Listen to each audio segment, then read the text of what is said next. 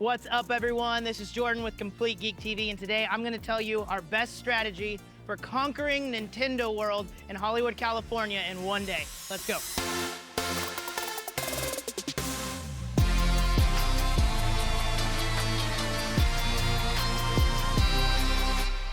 The first thing you're going to want to do before you even enter the park is download the Universal California app and make a reservation for Super Nintendo World. The park packs up very, very quickly. We've been here for 3 days now, and sometimes you can't even get in if you wait till long in the day. You can also buy a fast pass. Buying a fast pass will ensure that you can get in there right away. The second thing you're going to want to do is come right here to the Universal Studios store, about 20 feet from the entrance to the park. You can actually buy your interactive bands here. That way you don't have to buy it in the Super Nintendo World section of the park, which is much more packed and will take a lot longer to get your band. Next thing you're going to do is take the band and scan the QR code on the back with the Universal app on your phone. This will set up your account. It'll track your coins and stamps and everything you do for the day. It's a bit of the walk from an entrance to the park, so this will give you something to do as you're heading to Nintendo World. And when I say you have a long walk, I mean you have a long walk. This is the first of 4 escalators you will have to go down just to get to Super Nintendo World. Here we have the drinks, popcorn, and snack stand for Mario right outside the Super Nintendo park. If these are very important to you, maybe you can grab them before you actually enter the park, but my suggestion is to skip those and get these later. The line does get long, but I don't think it's worth missing some of the attractions inside. Express pass? Yes. Who else is with you? Oh, him, and him back there. All right. Keep everybody together. Keep your passage out because I'm going to scan them over there. Okay, thank you. Thank you. This is why we think the Express Pass is very much worth the money.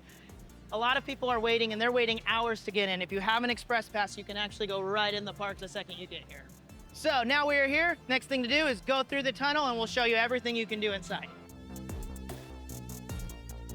I know this might seem a little counterintuitive, but the first thing you should do when you get in here, go to Toadstool Cafe, make a reservation. I know, you're gonna wanna walk around, you're gonna wanna explore, the park is fun, but our day one here, we spent 2 hours in line. You do not want to do that. You want to be doing stuff while you're waiting instead of just standing in line.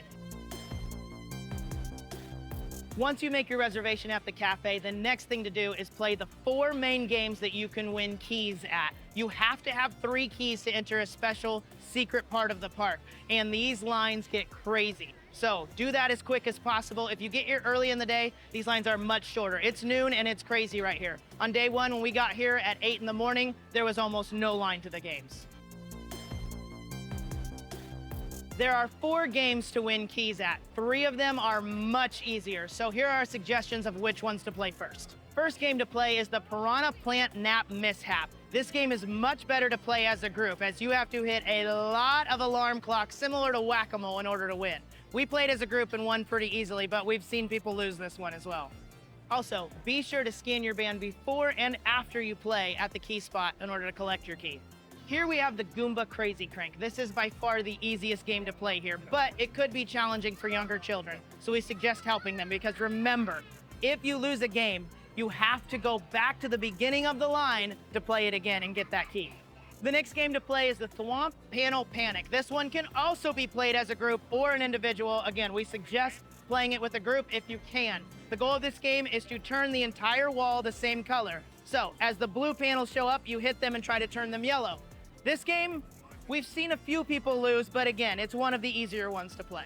This game here is the Koopa Troopa Power Punch. If your goal is to get 3 keys just in order to enter the secret spot of Nintendo World, we suggest skipping this game. It's by far the hardest to beat. It can be done, but it's harder. If you do want to play this game, this is how you beat it. Hit the power block right as the shell's going in the tube, but it must be timed perfectly. Here we are at Bowser Jr.'s castle. Once you have 3 keys, you may enter this part of the park, but only if you have 3 keys. As you can see, the wait time is only 10 minutes because very few people have gotten 3 keys by now, and this is probably the busiest day the park has had for Nintendo World. So, again, get your keys fast so you can come here and play this awesome game that you can only play once you have 3 keys.